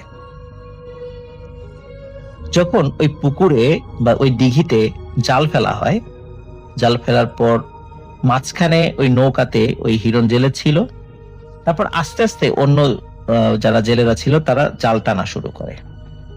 জাল যখন টানা শুরু করে, জালের একটি অংশ যখন ওই পুকুরের মাঝখান দিয়ে চলে আসছিল, তখন হঠাৎ করে জালের একটি অংশ আটকে যায়। হিরণ সে একটু ছিপছিপে গরম ছিল এবং খুব সাহসী ছিল এবং সাঁতারও ভালো জানতো এবং পানির নিচে ডুব দিয়ে দীর্ঘক্ষণ থাকতে পারত। এই কারণে অন্য জেলেরা বলল যে, হিরণ একটু ডুব দিয়ে দেখতো জালটা কিসে আটকালো। হিরণ স্বাভাবিকভাবেই ডুব দেয়, কিন্তু আশ্চর্যের বিষয়, হিরণ আর পানির উপরে ভেসে আসে না, মানে ভেসে ওঠে না। অনেকক্ষণ হয়ে যায়, সবাই খোঁজাখুঁজি করে শুরু করে, অন্যরা ডুব দেয় যে কি হলো, হিরণ কোথায় গেল, কিন্তু হিরণকে আর খুঁজে পাওয়া যাবে না। খোঁজাখুঁজির একটা পর্যায়ে সবাই যখন ধরেই নিয়েছে যে হিরণকে আর জীবিত পাওয়া যাবে না, তখন হঠাৎ করে শত শত মানুষের সামনে আশ্চর্যজনকভাবে হঠাৎ পানির উপর হিরণ ভেসে ওঠে এবং সে দিব্যি সাঁতরে পুকুর পাড়ে চলে আসে। যখন আশেপাশের মানুষ যারা যখন শুনেছিল যে হিরণ হারিয়ে গেছে, উৎসাহী কিছু লোক এসেছিল। তারপরে যখন মাছ, মানে জেলেরা মাছ টানে, তখন মাছ কেনার জন্য আরো কিছু লোকজন আসে। আর এমনিতেও কিছু মানুষজন দেখে যে মাছ কতটুকু জেলেরা ধরতে পারছে, এরকম বেশ কিছু মানুষ সেখানে ছিল। তারা সবাই খুব অবাক হয় এবং প্রত্যেকেই হিরণকে জিজ্ঞাসা করে, এতক্ষণ তুমি পানির নিচে কি করছিলে? হিরণ কোনো প্রশ্নের উত্তর দেয় না। সবাই আরো একটি অদ্ভুত ব্যাপার লক্ষ্য করে, হিরণের ঠোঁটে পানের পিক লেগে এই ঠোঁট দুটি লাল হয়ে আছে। কিন্তু মজার বিষয়, হিরণ কিন্তু কখনো পান খেত না। সবাই বলে, কি ব্যাপার হিরণ, তুমি পানির নিচে পান পেলে কোথায়? কিন্তু হিরণ কোনো বিষয়ে কোনো কথা বলতে রাজি ছিল না। কিন্তু আশেপাশের মানুষরাও তো নাছোড়বান্দা, তারা ক্রমাগত প্রশ্ন করেই যাচ্ছিল। এক পর্যায়ে হিরণ বেচারা নিরুপায় হয়ে বলতে বাধ্য হলো সেই ঘটনা। হিরণের ভাষ্য মতে, হিরণ যখন পানির নিচে ডুব দেয় তখন সে পানির নিচে চলে যায়, কিন্তু হঠাৎ করে দেখে যে নিচে কোথাও পানি নেই, সেখানে শুকনো জমি। আর সেখানে দেখতে পায় নববধূর সাজে লাল টুকটুকে বেনারসি পরা একটি ছোট্ট মেয়েকে। কিন্তু ঘোমটা দিয়ে মেয়েটির চেহারা ঢাকা ছিল, এই জন্য চেহারাটা খুব ভালো করে দেখতে পায়নি। ওই মেয়েটি তাকে অনেক আপ্যায়ন করে, অনেক কিছু খেতে দেয়। হিরণ খুব অবাক হয় যে আমি কোথায় আসলাম, আমি কি পৃথিবীতে আছি না অন্য কোনো জগতে চলে আসি? কিন্তু হিরণ বুঝতে পারে যে না, অন্য কোনো জগতে সে চলে আসেনি, সে পৃথিবীতেই আছে। কিন্তু ওই মেয়েটি তাকে অনেক খাওয়ার জন্য রিকোয়েস্ট করে এবং হিরণ খায়। এবং খাবার শেষে বিদায় নেওয়ার সময় আমরা অনেক সময় দেখি গ্রামে দাওয়াত খাওয়ার পরে পান দেয়া হয়, আর কি পান সুপারি দেয়া হয়। তখন হিরণকে ওই মেয়েটি পান দিয়ে আপ্যায়ন করে এবং যাওয়ার সময় বলে দেয় যে এই ঘটনা তুমি কাউকে বলবা না, যতই প্রেসার দিক মানুষ, কিন্তু আজকের এই ঘটনাটি তুমি কাউকে বলতে পারবা না। তো হিরণ যখন এই কথা বলে ফেলেছে, বলতে দেরি হয়েছে, কিন্তু হিরণের নাক দিয়ে, মুখ দিয়ে, কান দিয়ে, চোখ দিয়ে রক্ত বের হতে দেরি হয়নি। গল গল করে রক্ত পড়া শুরু হয় এবং সকলের সামনে হিরণ ছটফট করতে করতে মারা যায়। হিরণের এই বিষয়টি আজও অজানা রয়ে গেছে। আসলেই কি এই ঘটনা ঘটেছিল পানির নিচে?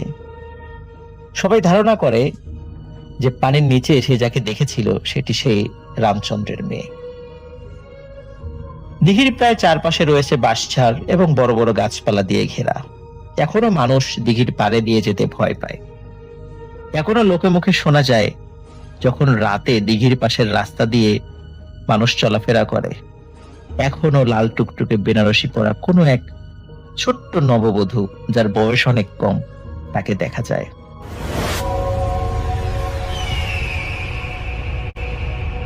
1996 এর মাঝামাঝি সময়, সেটা কোন মাস ছিল মনে নেই, তখন আমি একটা হাফেজিয়া মাদ্রাসার ছাত্র।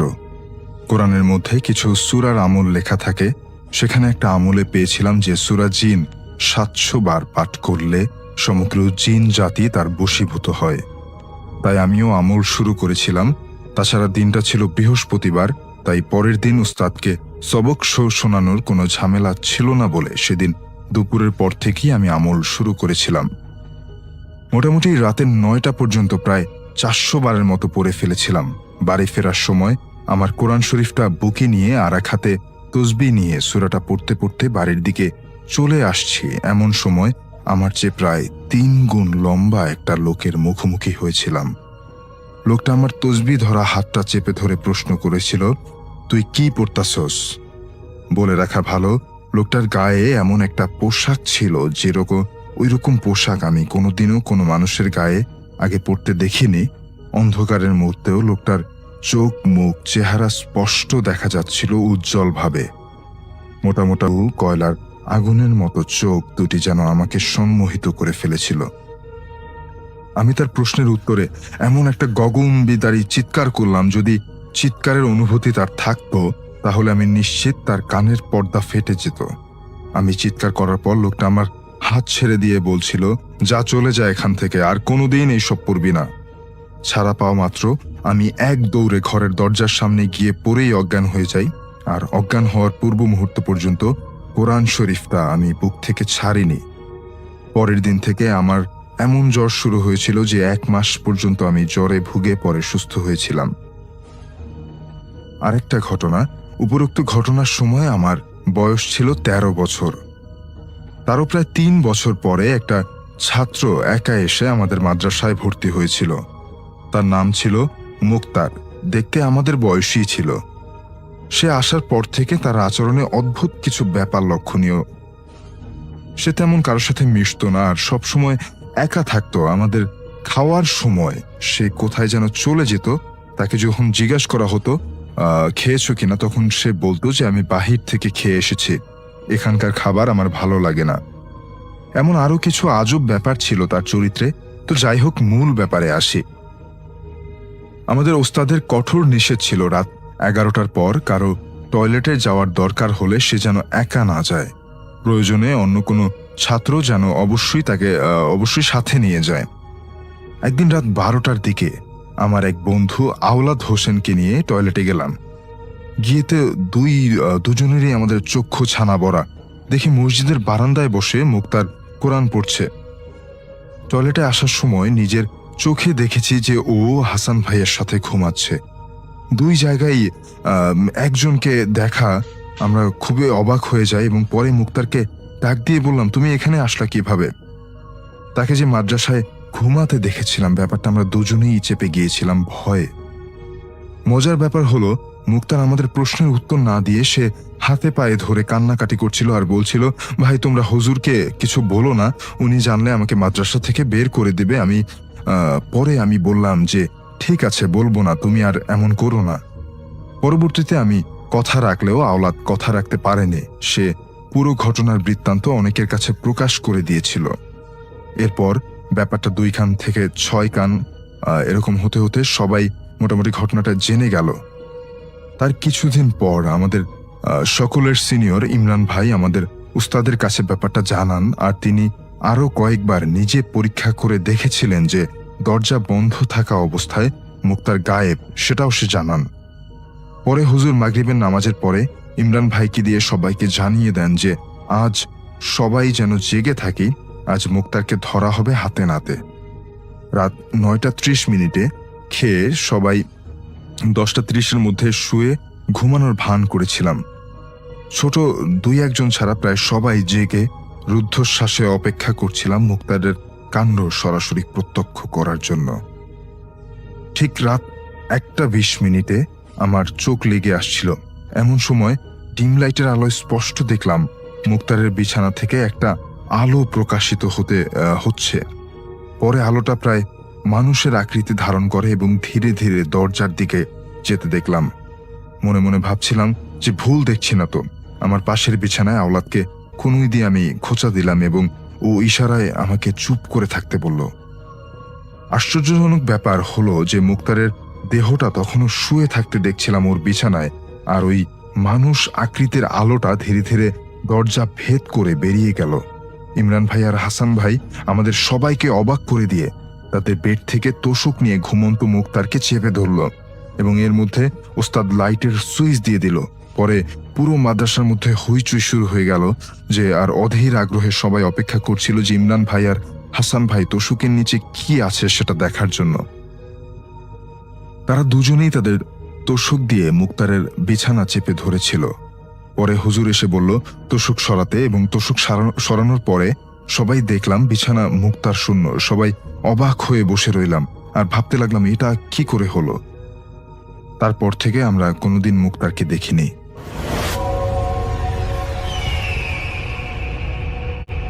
এই ঘটনাটি ঘটে যায় তমালের মামার এক বন্ধুর সাথে, যার নাম ছদ্মনাম, যার আসল নামটি যথাযথ কারণে প্রকাশ করছি না।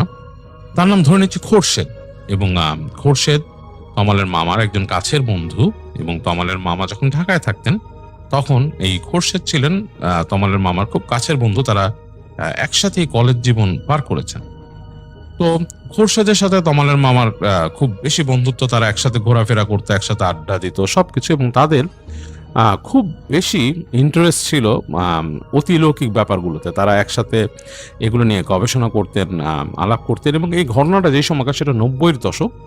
90-এর দশকে আসলে মানুষের ডিজিটাল যেই সাবজেক্টগুলো সেগুলো তখন পর্যন্ত এইভাবে ডেভেলপ করেনি।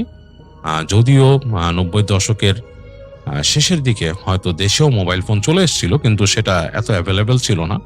এছাড়াও অন্যান্য ডিজিটাল মিডিয়া সেইভাবে ডেভেলপ করেনি। তখন VHS এর যুগ, অডিও ক্যাসেটের যুগ, এবং বই পড়তো মানুষ।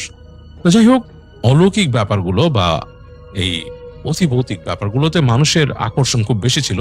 যথারীতি তমালের মামার এবং তার বন্ধু খোরশেদের খুব বেশি ছিল। তো তমালদের নানা বাড়ি বৃহত্তর ফরিদপুর জেলার কোন একটা অংশে, এবং আর আমি স্পেসিফিকলি সেই জায়গার নাম বলবো না। তো সেইখানে যেখানে তমালদের নানা বাড়ি ছিল তার কাছাকাছি একটি জমিদার বাড়ি ছিল, বেশ পুরনো একটা জমিদার বাড়ি। এবং সেই জমিদার বাড়ির অনেক পুরনো এবং অনেকটাই ভগ্ন দশা। সেখানে আসলে আমাদের দেশে যেটা হয়, অনেক জমিদার বাড়ি রক্ষণাবেক্ষণের অভাবে আরো বেশি ভগ্ন হয়ে পড়ে। আর এই যে জমিদার বাড়িটির কথা বলা হয়েছে, এই জমিদার বাড়িটা নাকি বেশ অযত্নে অবহেলায় পড়ে থাকতো, এবং সেখানে অনেকটাই মানুষের কাছে প্রচলিত আছে ভৌতিক কিছু ব্যাপার স্যাপার। এবং সেখানে বলা হতো যে জমিদার যারা ছিলেন তারা বেশ অত্যাচারী ছিলেন। সেই জমিদার বাড়ির একটা নাকি অত্যাচার কুঠুরি ছিল, যেখানে নাকি মানুষকে বিহেডেড করা হতো, মানে মানুষকে সেখানে তার গর্দান ফেলে দেওয়া হতো সেখানে। এবং সেখানে একটা সুড়ঙ্গ ছিল, সেটা দিয়ে সেটা নিচে ফেলে দেওয়া হতো, এবং মানে বেশ ভয়ঙ্কর। এবং অনেকেই ভয় পেত। সেই বাড়ির পেছনের যে অংশটা, সেখানে অনেকেই দেখতেন যে রাতের বেলা মানুষ, অনেকে বলতেন সেই এলাকার মানুষরা কন্ধ কাটা ভূত হাঁটা চলা করে, অনেকেই নাকি দেখেছেন। যাই হোক, এই জমিদার বাড়ির কথার বলার উদ্দেশ্য হচ্ছে তমালের সেই নানা বাড়িতে সেই সময় তমাল অবস্থান করছিল। তমাল এর সাথে তার মামার বয়সের পার্থক্য মাত্র 6 বছর। তো তমাল তখন অবস্থান করছে, নানা বাড়িতে বেড়াতে গিয়েছে, এবং একই সাথে তার মামা বেড়াতে গিয়েছে। সেই সময় মামার বন্ধু খোরশেদও তাদের সাথে বেড়াতে যায়, এবং তারা সবাই মিলে বেশ আনন্দ ফুর্তি করে, তাদের এলাকায় ঘোরাফেরা করে, আশেপাশের এলাকায় ঘোরে। এবং ঘুরতে ঘুরতে রাতের বেলা যথারীতি ভৌতিক ব্যাপারে গল্প শুরু হয়ে যায়। তাদের যেই রুমটাতে তারা থাকতো, সেখানে তারা একসাথে বসে ক্যারাম বোর্ড খেলছিল, এবং ক্যারাম বোর্ড খেলতে খেলতে এই ভূতের গল্প নিয়ে একটা আড্ডার মতো তৈরি হয়। এবং সে আড্ডাতে ছিল তমালের মামা, তাদের সেই এলাকার একজন বন্ধু, আর খোরশেদ তো বেড়াতে এসছে, এবং তমাল। তো তারা সবাই মিলে আলাপ করে গল্প করতে থাকে।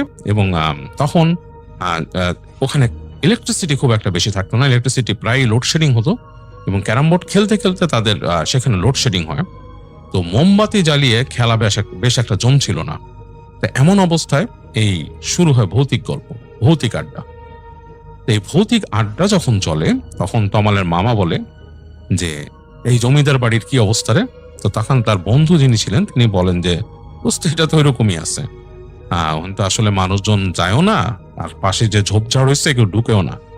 তো ওই এলাকা তো ওইরকমই পড়ে রয়েছে, কেউ তো যায় না ওখানে কেউ ঢোকেও না, ওই জায়গা ওইরকমই আছে। আর মানুষ তো ভয় পায়, সাপ কোপের আড্ডা, আর অনেকেই নাকি কলা কাটা দেখেছে ওইখানে, তো কেউ ওইখানে জাতি চায় না, ওই জায়গাটা ওইরকমই পড়ে রয়েছে। তো এই কথা শুনে তমালের মামা তার বন্ধুকে বলে, খোরশেদকে বলে। খোরশেদ শুনছে এবং সে মানে খুব সাহসী একটা ভাব দেখায়, সে নাকি প্রেজেন্ট করতেছে যে আসলে এটা কোনো ব্যাপার না, সে এগুলা কেয়ার করে না। তো খোরশেদকে বলে, কিরে খোরশেদ যাবি নাকি? তার ফ্রেন্ড বলে, তমালের মামা বলে। তখন খোরশেদ বলে যে এগুলা নিয়ে আমি আসলে মাথা ঘামাই না, আমি কয়দিন আগেও এই একজনের ছাদে ছিলাম, যেই ছাদে নাকি মানুষ পড়ে মারা গেছে, এবং অনেকেই বলে যে সেই ছাদে নাকি সেই আত্মাকে দেখা যায়। অনেকে নাকি বলে যে ওই ট্যাঙ্কির উপরের ছাদে পা ঝুলায় বসে থাকে। তা আমি সেখানে সারা রাত্রি ছাদে ছিলাম, আমি কাউকে দেখি নাই। তো এগুলা আমার আসলে এখন ভয়ের কিছুই নাই, তোরা বাজি লাগলে আমি যেতে পারি, তবে আমার সাথে বাজি লাগতে হবে। তো যাই হোক, তাদের মধ্যে কথোপকথন হয়। তমালের মামা, তার সেই এলাকার বন্ধু, আর সেই খোরশেদ, তিনজনের মধ্যে কথোপকথন হয়। তমাল শুনছে, সে খুব ইন্টারেস্ট পাচ্ছে, কারণ তারও ভৌতিক ব্যাপারে বেশি আগ্রহ ছিল তমালের। তো এই গল্প গুজবের মধ্যে তমালের মামাদের মধ্যে একটা বাজি হয়ে যায়, এবং সেই বাজিটা সেই সময় 500 টাকার বাজি হয়। 500 টাকা কিন্তু সেই সময় 90-এর দশকে বেশ বড় একটা অঙ্ক। এবং সেই বাজিতে খোরশেদ যিনি ছিলেন তিনি রাজি হয়ে যান। তিনি বলে, আমি ওই জমিদার বাড়িতে রাত কাটাতে পারি, তোরা যেখানে বলিস। এবং তখন সেই বন্ধু যিনি ছিলেন, ওই তমালের মামার বন্ধু যে এলাকার, সে বলে যে ভাই আমি তোমার একটা কথা বলি, তুমি যেও না, আসলে এটা একটা ইয়ার্কি ফাইজলামির বিষয় না, এটা আসলে আমি তোমাদের সাথে মজাক করতেছি না, এটা ঠিক হবে না, ওই জায়গাটা আসলেই খারাপ, এই 500 টাকা বাজি মাজি এগুলো ফালতু, আর ওইখানে আরেকটা ব্যাপার আছে, ওখানে সাপখোপ আছে, তো কামড় দিলি পরে সমস্যা হবে, রাত্রিবেলা যাওয়ার তো প্রশ্নই আসে না। যাই হোক, খোরশেদের খুব রোগ চেপে গেছে, তমালের মামার সাথে তার ছোটখাটো তর্ক বিতর্ক হয় এই ব্যাপারে। এবং সে বলে যে আমি যাব, যদি তোরা রাজি থাকিস, আর যদি মানে মনে করবো তাহলে টাকার মায়া তুই যেতে চাস না।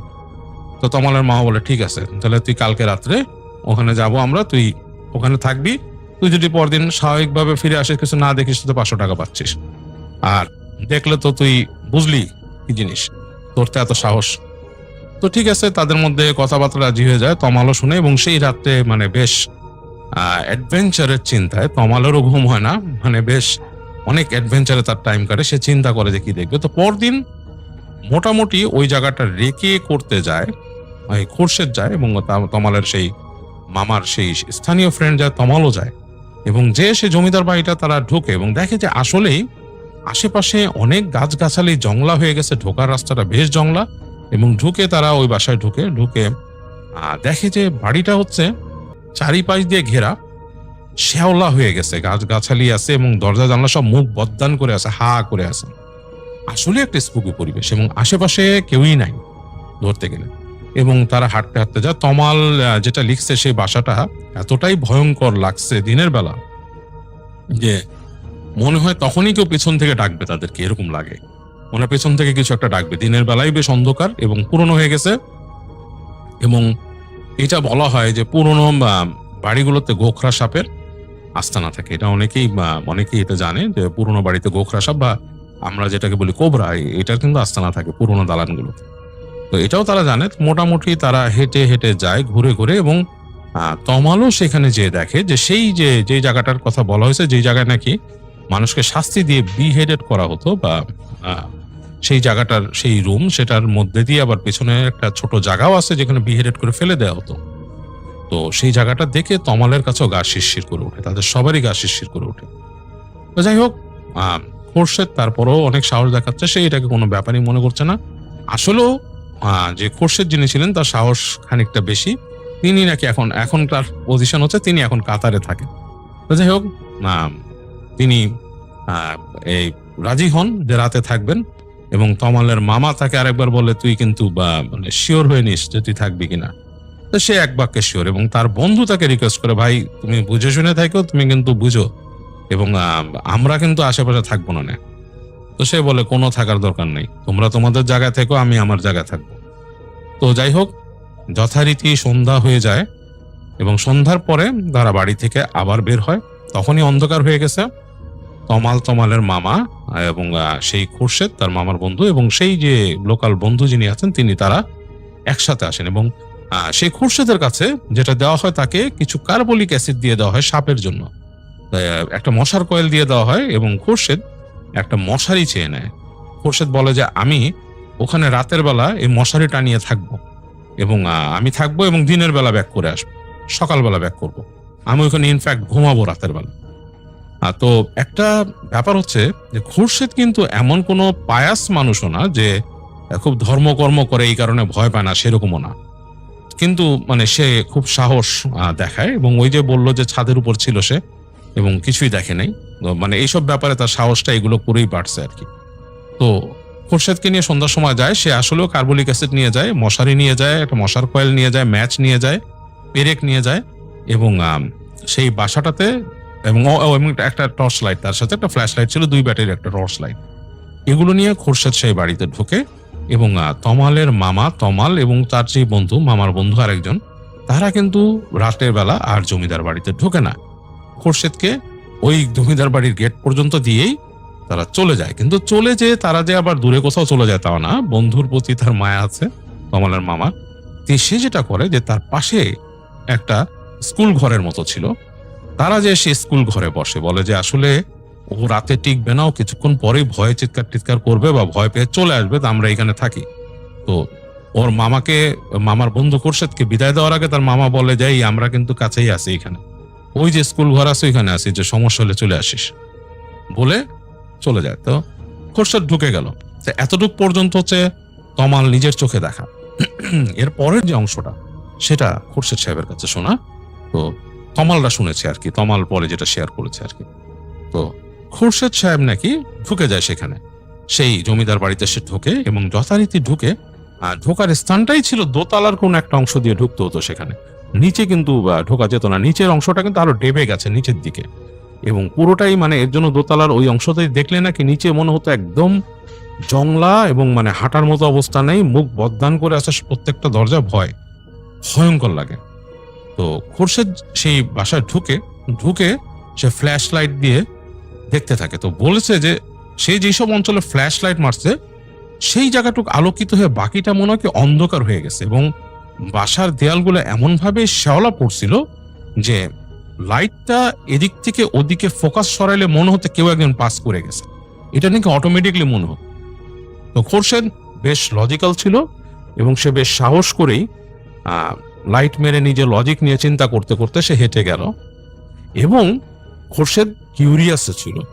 এই কিউরিয়াসিটির থেকে সে লাইট মেরে এবং যেই জায়গাটাতে সেই টর্চার সেল ছিল সেই জায়গায় যেতে গেলে কয়েকটা সিঁড়ি পার হয়ে যেতে হয় যেগুলো বেশ ভগ্ন দশা, সে সেই জায়গাটাই যায় তার জিনিসপত্র নিয়ে, লাইট মেরে সেই যে টর্চার সেল, এটা কিন্তু স্বাভাবিক একজন মানুষের পক্ষেও কিন্তু বেশ কঠিন ভাবা এরকম একটা সিচুয়েশনে। অন্ধকার রাতে একটা পরিত্যক্ত জমিদার বাড়ি, অনেক পুরনো, যেখানে সবকিছু বেশ পুরনো হয়ে গেছে এবং আপনি বুঝতে পারছেন ভগ্ন দশা, সেটার মধ্যে দিয়ে যাচ্ছেন, আপনি জানেন সেটা একটা স্মৃতি বিজড়িত জায়গা, এরকম একটা জায়গা দিয়ে হেঁটে যাওয়া। এবং খুরশেদ যাচ্ছে, খুরশেদ বলছে তখন বাজে রাত 9টার মতো, 9টা এরকম, যেহেতু গ্রাম্য পরিবেশ হয়ে সেখানে কুকুর ডাকছে এবং উদ্ভট সব শব্দ আসছে এবং বদ্ধ জায়গায় এবং একটা সোজা গন্ধ সারা জায়গায়। তো খুরশেদের নাকি মানসিকভাবে একটু টলে গেছে সে, কিন্তু তারপরও সে ঠিক সেই টর্চার সেলের কাছেই চলে আসলো, এসে পাশের একটা জায়গা আবিষ্কার করলো, একটা ছোট ঘরের মতো ছিল একটা জায়গা, সে সেই জায়গায় গিয়ে সে ফ্লোরটাকে মোটামুটি তার পা দিয়ে এবং অন্য কিছু দিয়ে ছড়া পরিষ্কার করলো এবং সে তার সাথে আনা মশারিটাকে পাতার জন্য বিভিন্ন স্পট খুঁজলো। যে স্পট খুঁজতে দিয়ে সে যেটা পেল সেটা হচ্ছে দেয়ালের পাশে ইট পেল এবং সেই সব জায়গার ফুটো ফাটার মধ্যে দিয়ে সে তার সাথে আনা পেরেক ঢুকালো এবং সে তার মশারিটাকে কোনো মতে খাটিয়ে ফেললো, কোনো মতে খাটালো, মানে আসলে খুব ভালো মতো খাটাতে পারেনি। তো মশারি খাটানোর পরে সে যেটা করে, তার যে কয়েলটাকে সে জ্বালায়, মশার কয়েলটা জ্বালিয়ে দেয়, জ্বালিয়ে সে মশারির ভেতরে ঢুকে যায় তার টর্চ লাইট, তার ম্যাচ নিয়ে, এবং সে অনেকক্ষণ ঝিম মেরে দেয়ালের সাথে পিঠ দিয়ে বসে থাকে। তো খুরশেদের সময় নাকি কাটছিল না, অনেক সময় হয়ে যাচ্ছে, আস্তে আস্তে করে সময় যাচ্ছে। তো ফ্ল্যাশ লাইট আর সে জ্বালে না, বন্ধ করে দিছে। ফ্ল্যাশ লাইট বন্ধ করাতে যেটা হচ্ছে, অন্ধকারটা হঠাৎ করে তাকে ঠাস করে জেগে বসছে এবং জেগে বসার পরে কিছুক্ষণ পর কয়েলের মাথায় যে আলোটা সেটাতেই বেশ আলোকিত লাগছে তার কাছে, এবং একসময় কয়েলের গন্ধে, দেয়ালের সোদা গন্ধে এবং এই বদ্ধ পরিবেশের কারণে, এবং সময়টা ছিল আসলে তখন শীতও না আবার গরমও না, এরকম একটা পরিবেশ। তো মোটামুটি মানে নাতিশীতোষ্ণ একটা ওয়েদার। তো এরকম সময় একসময় তার ঝিমঝিম মেরে ঘুম চলে আসলো। তো কতক্ষণ সে মানে শুয়ে আছে তার খেয়াল নাই, বা সে কতক্ষণ ঘুমিয়েছিল। হঠাৎ করে তার ঘুম ভাঙে।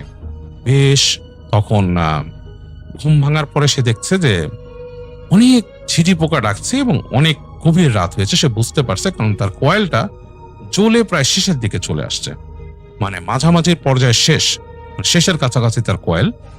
উৎকট কয়েলের গন্ধ চারিপাশে, এবং সে দেখছে যেই দরজাটা দিয়ে সে ঢুকেছিল এই ঘরটাতে, ছোট ঘরটাতে, এখানে কি করা হতো সে সঠিক জানে না। এই ঘরটা কেন ছিল সেটাও সে জানে না। কিন্তু এই ঘরটা থেকে বেরোলেই একটু সামনে দিয়েই কিন্তু সেই যে ছোট্ট ঘরটা, বাথরুমের মতো, যেখানে মানুষকে বিহেডেড করা হতো, সেই জায়গাটা। তো এই ঘরটার যে ঢোকার জায়গাটা, সেই জায়গাটা বেশ আলোকিত হয়ে আছে, মানে বাইরের আলো, মানে আকাশের আলোটা এখানে এসে পড়েছে বেশ। এবং মনে হচ্ছে যে দরজাটার সামনে দেখা যাচ্ছে, সামনের যে একটা বারান্দার মতো ছোট হাঁটার জায়গাটা, সেখানে দেখা যাচ্ছে। এবং তিনি কিছুক্ষণ তাকিয়ে থাকলো, কেন তার ঘুম ভাঙলো সেটাও তিনি বোঝার চেষ্টা করছেন। তো তিনি হঠাৎ বুঝতে পারলেন যে হঠাৎ করে মানে বাতাসটা একটু বেড়ে গেছে, কারণ হালকা বাতাস এসে মশারির গায়ে লাগছে এবং মশারি কাঁপছে। এবং তখন খোরশেদ উঠে দাঁড়িয়ে, মানে উঠে বসলো আর কি, ভালো মতো শুয়েছিল তো, উঠে বসে তাকালো বাইরের দিকে। তো বাইরের দিকে তার নজর পড়ছে, কয়েকটা গাছের পাতা দেখা যাচ্ছে, সেগুলো নড়ছে। বুঝলো যে বাতাস চালু হয়েছে বেশ। তো এরকম সময় সে চিন্তা করলো যে আমার ঘুমটা কেন ভাঙলো, মনে হলো কোন একটা শব্দে ঘুম ভেঙেছে। খোরশেদ হঠাৎ করে দেখলো যে তার সেই যে ঘরের সে যে ঘরে বসে আছে, সেইটার কর্নারে, মনে হচ্ছে সেই ঘরের কর্নারে গুটিসুটি মারা মানুষের অবয়ব। লাইক কোনো মানুষ যদি বসে থাকে হাঁটু গেড়ে এবং দুই হাঁটুর ভাঁজে মাথা রেখে দেয়, এরকম ভাবে একটা না বেশ 2-3টা অবয়ব মানুষের মতো সেখানে বসে আছে। মনে হচ্ছে যে কেউ 2-3 জন মানুষ হাঁটুর নিচে মাথা রেখে বসে আছে। খোরশেদের কাছে বেশ অস্বস্তি লাগা শুরু করলো যে মানুষ কেন, এখানে মানুষ আসবে কোত্থেকে, বা তাকে কি ভয় দেখাতে তার বন্ধু আসছে এখানে? সে কয়েক সেকেন্ড চিন্তা করছে, সে আসলে খোরশেদ অনেকটা লজিক্যালি চিন্তা করতো। তো সে কয়েক সেকেন্ড চিন্তা করছে যে এই 2-3 জন মানুষকে আসলে তার বন্ধু, এবং সেই তমাল আর সেই আর বন্ধুর মানে বন্ধু এরা নাকি। তো এরকম কিছুক্ষণ লজিক্যালি চিন্তা করার পর সে কয়েক সেকেন্ড পর ভাবলো যে না, আসলে তাকে কি এভাবে ভয় দেখাতে মনে হয় তারা আসবে না। তো সে একটা পর্যায়ে হালকা গলা খাকারি দিল, এরকম করে গলা খাকারি দিল। তো যখন গলা খাকারি দিল, তখন তার কাছে মনে হলো ওই অবয়বগুলা একটু নড়ে চড়ে উঠল, এবং সেই যে নড়ে চড়ে ওঠার শব্দটা সে স্পষ্ট পেয়েছে। মানে মানুষ যদি নড়ে চড়ে উঠে, মানুষ নড়ে চড়ে বসলে যে শব্দ হয় সেরকম। তারপর সে হালকা একটা হামিং গুঞ্জন শুনলো, মানে যদি কানে কানে ফিসফিসায় কথা বলে নিজেদের মধ্যে যেরকম শব্দ হবে সেরকম একটা শব্দের মতো গুঞ্জন। এবং তারপরে সে একটা চাপা কান্নার শব্দ শোনা শুরু করলো রুমের কর্নার থেকে। লাইক কোনো মানুষ যদি খুব কষ্ট পেয়ে চাপা স্বরে কাঁদতে থাকে, চাপা কান্না, এরকম একটা কান্না, এবং পুরুষ মানুষের গলা। তো এটা শুনে খোরশেদ আর ঠিক থাকতে পারলো না। সে ওখান থেকে উঠে যে দৌড়ে পালাবে তাও না, সে তার মশারিটাকে টেনে একটা তার গায়ের সাথে লেগে সে মনে মনে অবচেতন মনে তার একটা প্রোটেকশন ফিল করছে যে তার সামনে মশারি আছে এইটা। কিন্তু সে আরেকটা অংশ টেনে দেয়ালের সাথে সে সেটিয়ে গেল, মানে তার পিঠটা দেয়ালের সাথে লাগিয়ে মশারি একটা অংশ শরীরের সাথে টেনে নিল, নিয়ে থরথর করে কাঁপছে। আর সে মনে মনে যতটুকু পারছে দোয়া পড়ার চেষ্টা করছে, এবং চোখ বন্ধ করে ফেলে সে দোয়া পড়তে থাকলো। তার মনে মনে একটা সে ফিল আনলো যে আমি এখানে নাই। প্রচন্ড রকমের ভয় পেয়েছে সে, এবং কখন যে সে আসলে মানে সেন্স হারিয়ে ফেলেছে বা ঘুমিয়ে গেছে তার খেয়াল নেই। সকালে খোরশেদের হুঁশ ফেরে জমিদার বাড়ির বাইরে, এবং সেখানে সে দেখে তার মুখের উপর তার বন্ধু ঝুঁকে আছে, বন্ধুর ভাগনা মানে যে তমাল ঝুঁকে আছে, এবং তার সাথে সেই আরেকটা যে বন্ধু সেও ঝুঁকে আছে, এবং 3 জন মিলে তার দিকে তাকিয়ে আছে এবং তার বন্ধু জিজ্ঞেস করছে, এই কি হয়েছে তোর, তুই ঠিক আছিস, তুই ঠিক আছিস? তো তাকে যে তারা এই যে বলছে ঠিক আছিস কিনা, এবং তমালের মামার যে আরেক ফ্রেন্ড, সে বেশ ফ্যাকাশে চেহারা হয়ে গেছে, এবং খুরশেদ কিন্তু একটা শব্দ বের করতে পারেনি মুখ থেকে। খুরশেদ চুপ করে হা করে তাকিয়ে আছে। তো তার মামারা, তার মানে তমালের মামারা খুরশেদের গায়ে হাত দিয়ে তাকে প্রচন্ড জ্বর, এবং তাকে সেখান থেকে বাসায় নিয়ে যায়। এবং খুরশেদের কাছে খুব ভয় লাগা শুরু করে, অহেতুক ভয়।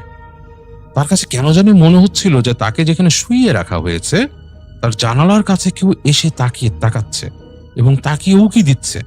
তার কাছে অবচেতন মনে হচ্ছিল এবং প্রচন্ড রকমের ভয় পাচ্ছিল সে মানে দিনের আলোতে তার কাছে মনে হচ্ছিল যে যখনই রুমে কেউ নাই, তার যে সামনের জানালাটা পাশে, সেই জানালা দিয়ে কেউ এসে উকি দিচ্ছে, এবং তার কাছে মনে হচ্ছে কোনো মানুষই, মানে পুরুষ মানুষের মুখই উকি দিয়ে তাকে দেখছে। এবং আসলে কিন্তু নাই এটা, কিন্তু তার মনে হচ্ছে, এবং তার মনে ভয়টা এমন ভাবে ঢোকে মানে বলার মতো না। এবং তিনি খুরশেদ কোনো কথাই বলতে পারে নাই। তো তখন তার বন্ধু তাকে এসে সান্ত্বনা দেয় তাকে। সেই সময় যে প্যারাসিটামল ছিল খাওয়ায় বলে যে এই তোর 500 টাকা আমি ধরে দিছি, তুই জিতে গেছিস, তুই ঠিক আছিস। খুরশেদ তখনও কোনো কথা বলতে পারে না, এবং বিকালের দিকে তার জ্বর বাড়ে, এবং খুরশেদের জ্বর বাড়ার কারণে তমালের মামা, সেখানকার যে মসজিদের মৌলানা সাহেব, তাকে নিয়ে আসেন। তিনি এসে বলে কি হয়েছে, তখন বলে যে ও ভয় পাইছে। কি ভয় পাইছে? খুরশেদ কিছুই বলতে পারে নাই তখনও, এবং তারা কিন্তু জানে না, তারা ধারণা করছে খুরশেদ ভয় পাইছে বা কিছু। তো মৌলানা সাহেব তাকে ধরে ঝেড়ে দেয় এবং তাকে চোখটা বন্ধ করতে বলে। তার হাতটা ধরে তিনি দোয়া পড়া শুরু করেন, এবং দোয়া পড়তে পড়তে একসময় তার মাথায় হাত বুলায় বলে, বাবা ভয় পেন না, আপনি বলেন কি হয়েছে আপনার। তখন নাকি খুরশেদের মুখ দিয়ে শব্দ বেরোয়, এবং খুরশেদ মৌলানা সাহেবকে সব বলেন যে যা ঘটছে।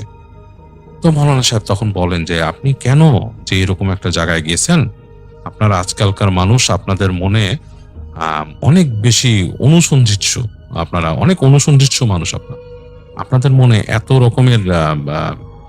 রকমের জানার যে ইচ্ছা, এটা ঠিক না। একটা জায়গা পরিত্যক্ত পড়ে থাকলে সেই জায়গায় খারাপ জিনের বাসস্থান ঘটে, এবং যেই জায়গাটা আপনি ছিলেন সেই জায়গাটায় স্বভাবতই খারাপ কিছু ঘটতো একটা সময়, এবং যেই খারাপ জিনিসটা ঘটতো সেটা অন্যায়ভাবে ঘটতো। তো এই ধরনের জায়গায় অনেক খারাপ জিন থাকে, ইফরিত থাকে, এবং তারা অনেক কিছু মানুষকে দেখায়। আপনাকে ক্ষতি করে নাই, কিন্তু আপনি ভয় পেয়েছেন। তো এই ভয়টা আপনার আসলে কাটতে সময় লাগবে। আমি দোয়া করছি আপনার জন্য, আপনি নামাজ কালাম পড়া শুরু করেন, আর আমি আশা করি আপনার উপর যাতে কোনো এই ধরনের আসর না হয়। তিনি দোয়া পড়ে ফু দিয়ে দেন তাকে, এবং পানি পড়ে দেন, বলেন যে পড়া পানি খাওয়ার জন্য তমালের মামাকে বলেন যে ওনাকে খাওয়ান, এবং ওনাকে এইখান থেকে দ্রুত নিয়ে যান। আপনারা ঢাকা থেকে আসেন, ঢাকায় নিয়ে যান। তো তমালের মামারা খুরশেদকে খুব দ্রুত তমালের মামা তারা ঢাকায় নিয়ে যায়, এবং নেওয়ার পরও খুরশেদ নাকি অনেকদিন ভয় পেত। খুরশেদ প্রচন্ড ভয় পেত, এবং সে এতটাই ভয় পেত, সে একলা থাকলে তার মনে হতো যে কেউ ওই রুমে আসছে তার পেছন থেকে। বাথরুমে যেতে ভয় পেত। একদিন বাথরুমে যেয়ে তার ইলেকট্রিসিটি চলে যাওয়ায় সে বেহুশ হয়ে গিয়েছিল, এবং অনেক কষ্ট তাকে বের করা হয় বাথরুম থেকে। তো এরপর আরো অনেক কামেল ব্যক্তিকে দিয়ে খুরশেদকে ঝাড়ানো হয়, এবং খুরশেদ পরবর্তীতে নামাজ কালাম পড়া শুরু করে রীতিমতো, এবং নিয়মিত পড়া শুরু করে, এবং আস্তে আস্তে তার মন থেকে ভয়টা চলে যায়, এবং সে এরপরে আর কখনোই এই ধরনের কাজগুলো করতো না। এই যে বন্ধুদের সাথে বাজি লেগে কোথায় যাওয়া, কোনো একটা জায়গা বা সেখানে কোনো বাজে প্রভাব আছে এরকম শুনে সেখানে যে বসে থাকা, রাত বিরেতে বসে থাকা এবং দেখার জন্য, এই কাজটা খুরশেদ করা ছেড়ে দেয়। এবং এই হচ্ছে সেই খুরশেদ সাহেবের কাহিনী, তমালের মামার বন্ধুর কাহিনী। আসসালামু আলাইকুম লিসেনার, আশা করি আজকের এই ঘটনাগুলো আপনাদের কাছে বেশ ভালো লেগেছে। আমি আপনাদের জন্য প্রতিনিয়ত বাছাই করে নতুন নতুন ঘটনা আপনাদের কাছে এসে শেয়ার করে থাকি। আমি নিজেও আপনাদের মাঝে অনেক ঘটনা অনেক সময় শেয়ার করে থাকি। আশা করি এই ঘটনাগুলো আপনাদের কাছে বেশ ভালো লাগে। আমি আপনাদের জন্য প্রতিনিয়ত বাছাই করে যত পুরানো ঘটনা, যত নতুন ঘটনা আছে, এগুলো মিলিয়ে আপনাদের কাছে এসে শেয়ার করে থাকি। আশা করি এই চ্যানেলটি সাবস্ক্রাইব করে সাথে থাকা বেল আইকনটি অন করে সাথেই থাকবেন, যাতে পরবর্তী ভিডিও ছাড়ার সাথে সাথে আপনারা এরকম ঘটনা আবারও শুনতে পারেন।